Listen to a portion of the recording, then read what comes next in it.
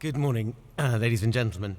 Inevitably, some of what I say will repeat what those who've spoken before me have said, and I think that's no bad thing. This is not a competition, or at least not yet, who got the ideas in first. I think it's very interesting that all the speakers, we come from different backgrounds, have a very similar, somewhat threatening, but also very positive message about the future.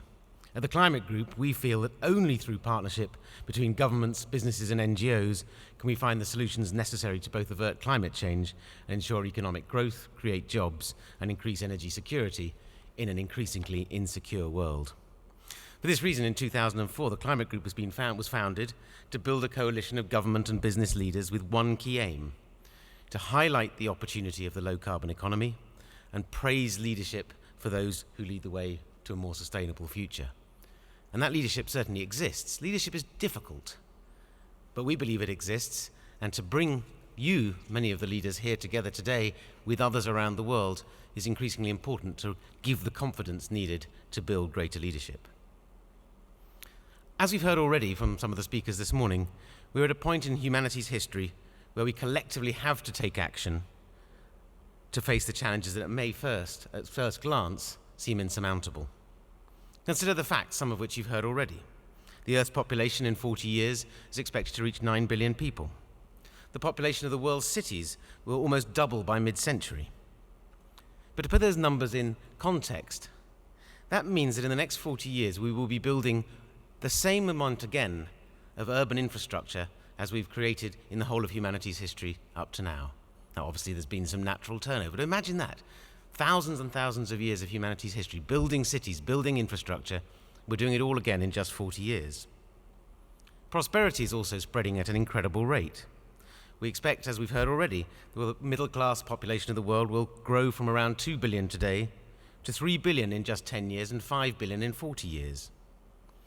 We've heard about China. In the next 20 years, China alone will build another United States in terms of buildings, of commercial buildings and homes. The whole of the United States infrastructure in just 20 years. That's huge change, living in processes of change that are quicker and more dramatic than any other time in human history. And all that in the context of the need to reduce emissions, global greenhouse gas emissions, by some 90% in that same period. It's not an easy challenge. And as we've heard, even current policy commitments, ambitious as they may seem, don't get us nowhere near where we need to be. The effects of climate change are becoming increasingly evident all over the planet, disrupting people's lives and incurring ever higher damages on infrastructure and business. Climate change is clearly a reality. It's therefore sad that apparently successful PR exercises and spin occasionally cloud what is the consensus of the vast majority of scientists, that the planet's climate is changing to human activities. It's also ironic, I would say, that at a time at the moment when many of the predictions made by climate modelers over the last 10 or 15 years are being borne out, Hurricanes Irene and Katia being an example, and the news this morning that the Arctic ice cover is thinner and less extensive than any other time in human history, climate change denial seems to be more prevalent than ever. There can be no doubt that we need to act on climate change. And this change needs to happen at a scale and at a speed that is unprecedented, mirroring the change that is happening around us. It makes sense for the economy, it makes sense for the environment, and it makes sense for our future as a species. And there can be no doubt that we have to act now, as we've heard already. But at the same time, if we act in a way that disrupts our way of life, and we heard some testimonies earlier about not giving up our way of life, and we do it in a way that impedes economic growth, the backlash will be even greater than the one we're facing already. And our chances of success, rather than being enhanced, will be diminished. So how do we face those challenges? Well, let's capture what humans do best: adapting and evolving and driving change. Now, change is scary. We all know that. Change is particularly scary in economic times where we're not sure if our jobs are going to survive, if our shops are going to survive. Change in those moments is frightening, and we tend to be risk-averse. But we know that only through change we will be able to overcome these challenges. Changes through science, through innovation, and through progress.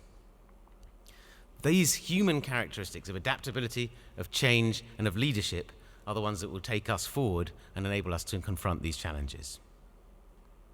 So what will it need? Well, first we need a vision of an increasingly urbanized world well on its way to achieving economic, environmental and social sustainability. We've heard this morning already about 2 pathways to the future from WBCSD and WWF.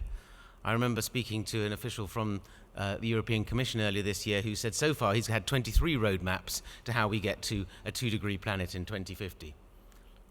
That encourages me. Not that we have to choose between them, but if there are 23 ways, probably one of them or some combination of them is likely to be right. So that gives us hope. Enough people are putting their ingenuity, their intelligence into thinking, how are we going to solve this problem? We need a new blueprint for economic development that will help us realize this new vision, and we've heard about this already this morning. We cannot, for example, continue to heat our office buildings and homes, power industries and move around the world based on a system that was developed in the late 18th century.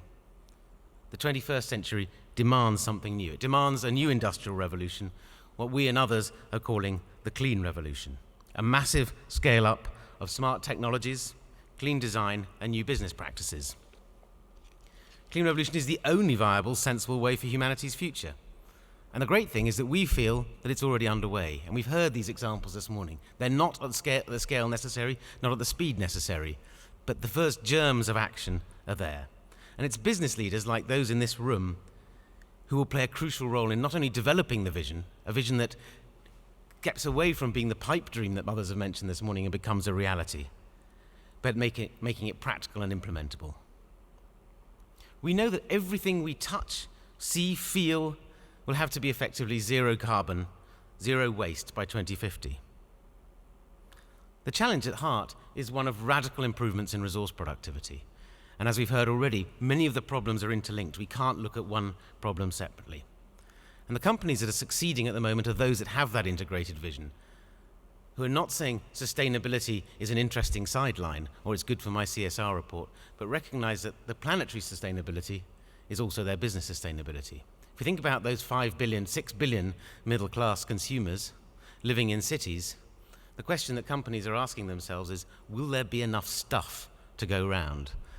Will there be enough for my business not only to be profitable, but to exist in 40 years' time? Companies that fail to address these growing concerns over climate change and sustainability will just not exist.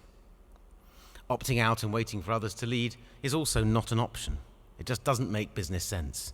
We've heard about some of the unproductive, toxic assets this morning. If people continue to invest in them, they will be the losers, as will be the planet.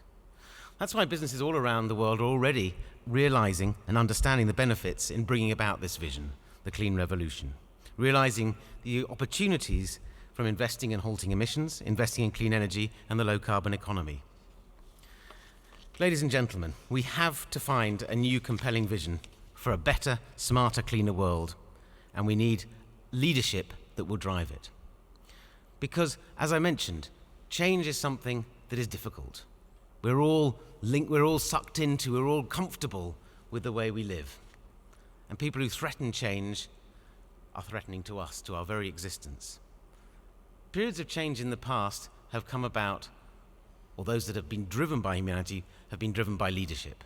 People who've been prepared to stand up and do something that's different and defend their beliefs that that different can also be better. Look at Thomas Edison and electricity.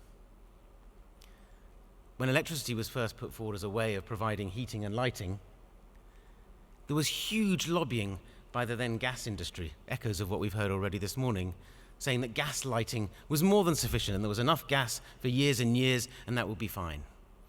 But those who were pioneering electricity at the time felt that electricity was the solution, sold it below cost, made losses on it, invested their own money in creating an electricity network, and we see now, some 100 years later, the result of that investment, a much cleaner source of heating and lighting in our homes.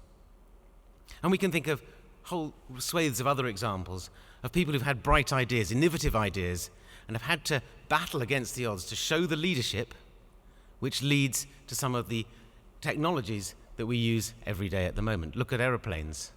Leading physicists at the time said, it's impossible for a machine that is heavier than air to fly. Well, several of you flew here this morning, I suspect without great concern about falling out of the sky, or at least I hope not. People doubt change. People resist change. Change is overcome through leadership. And that's what we, and I hope working with many of you here today, will help to drive, that leadership. The leadership that will enhance economic growth, leadership that will create more jobs, leadership that will increase energy security. Leadership that will be an opportunity not only to enable 9 billion people on the planet to subsist, but also to thrive. The Climate Group stands here willing to work with B4E, with all of you, to bring this together. And it's notable that all the speakers this morning have spoken about new kinds of partnerships between different sectors. The Climate Group firmly believes in that and is happy and opens an invitation to work with us, and we will be willing to work with you, to see the opportunity, to help others see the opportunity, and to drive the leadership to make it happen. The leadership that will bring about a clean revolution. Thank you very much.